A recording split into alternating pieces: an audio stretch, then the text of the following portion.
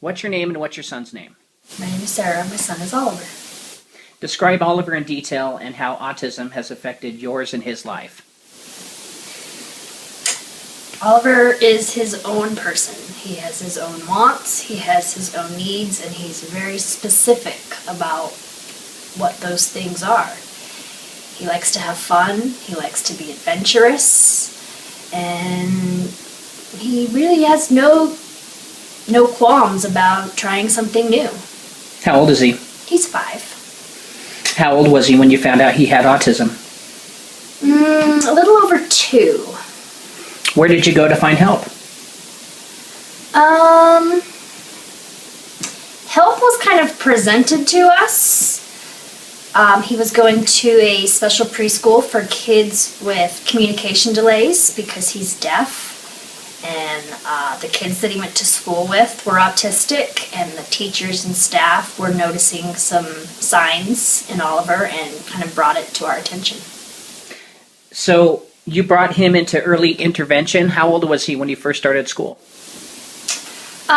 We started receiving early intervention right away due to his deafness.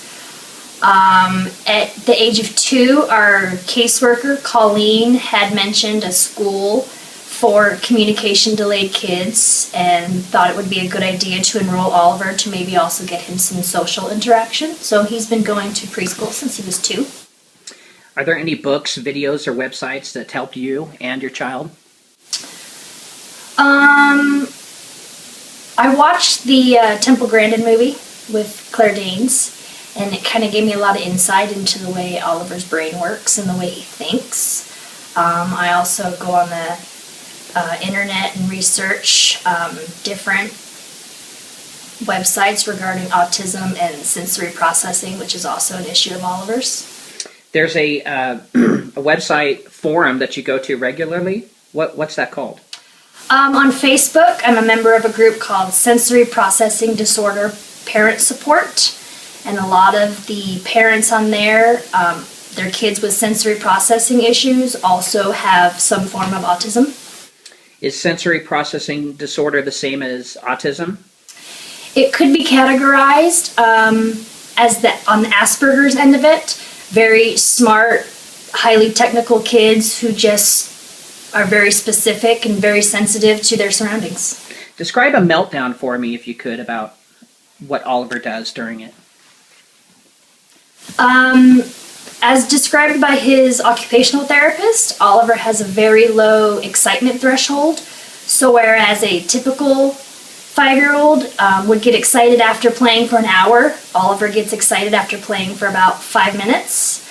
And then it's almost like he doesn't know how to calm himself. He doesn't know when the fun has to stop. And if he gets too overstimulated, it can turn into screaming, crying, throwing, kicking, unable to be calmed for hours. How does he calm himself? He tries rocking.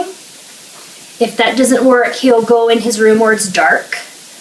Sometimes he just wants me to hold him. We also use a Wilbarger brushing technique. And if the brush is handy, he'll bring it to me and show me that he wants to be brushed by brushing his arm. I also try some massaging on him, and that also helps. So how often does he rock on a daily basis? On a daily basis, it's really only when he's tired.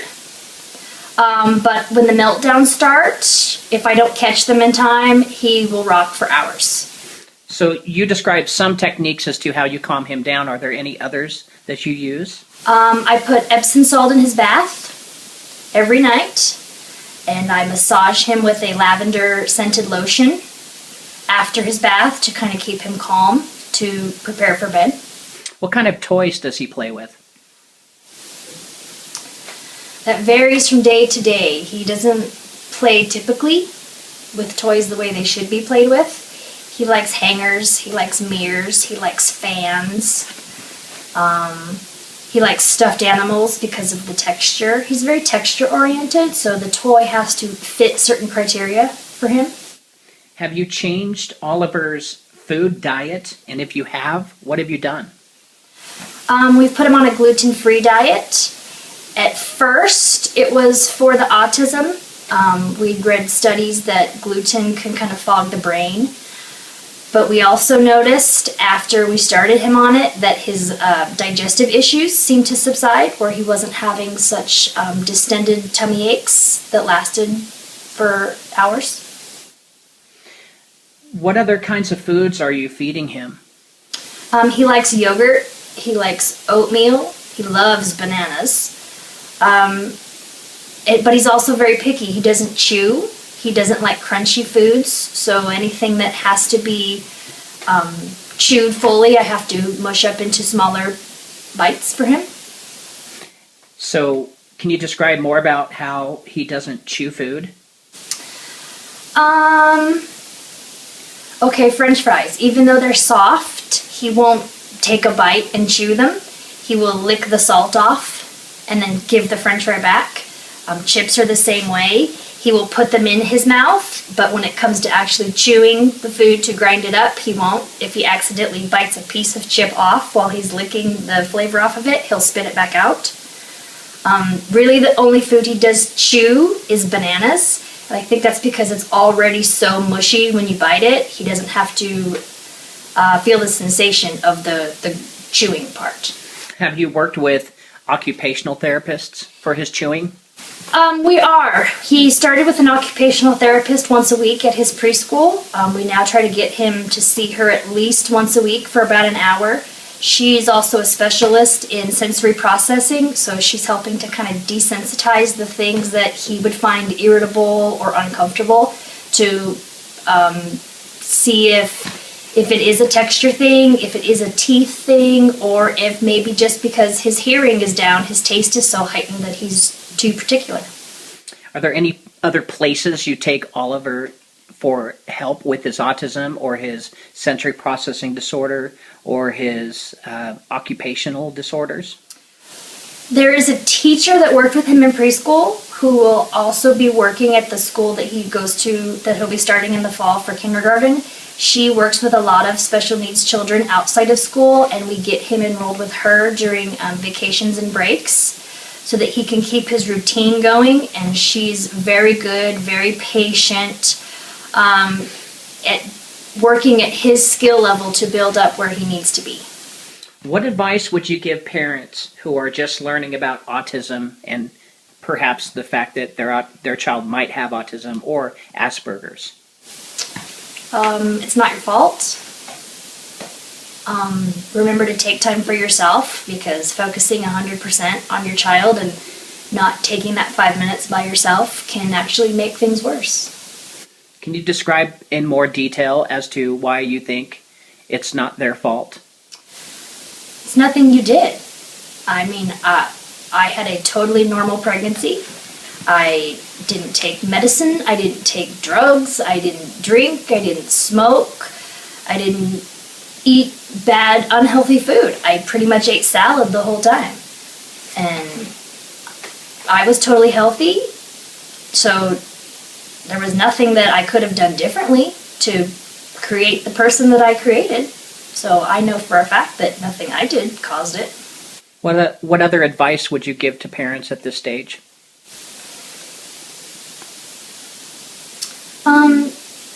Be a family. Be a cohesive, together unit, because you can't do it by yourself. Include your spouse, your child's other parent, if you're, not married, but it has to be a cohesive unit, and your child has to see that everybody's doing the same thing to make his life better.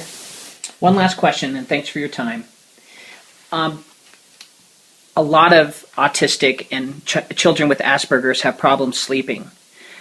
What have you done for Oliver to help him sleep? And describe his sleeping patterns every night and how many hours he gets from the beginning of when you found out he had a sleeping disorder up until now. Ever since birth, Oliver has never been a good sleeper. He hated naps. At an age when children were taking 2 to 3 hour naps a day, he was taking 2 40-minute naps. and then he would still wake up several times in the night. At the age of maybe 3.5 or 4, I had asked his pediatrician about melatonin. She said, yes, that was perfectly safe. So I started him on 2 milligrams. That didn't seem to work. I went up to 3, then 5. Nothing seemed to work. He was still waking up several times and being awake for hours at a time. So he was never getting a full night's sleep. We saw a developmental pediatrician who recommended some natural things like vanilla milk at bedtime or a massage. At one point, we had received a prescription for a medicine called clonidine. It's a blood pressure medicine that's used to help autistic children sleep. It had the opposite effect of what it was supposed to, and he ended up being awake for 3 days. We had to take him to the emergency room because he was just not functioning properly. We ended up taking him off of the clonidine and going to a 10 milligram time-release melatonin along with a 5 milliliters of Benadryl every night. It's not 100%, but he is sleeping through the night 10 hours, at least 5 nights a week. How do you get him to take the pills or to swallow this stuff? I sneak them in his oatmeal, so he never sees them coming. So he swallows the pill along with the oatmeal? Correct. Great. Thank you very much for your time, Sarah.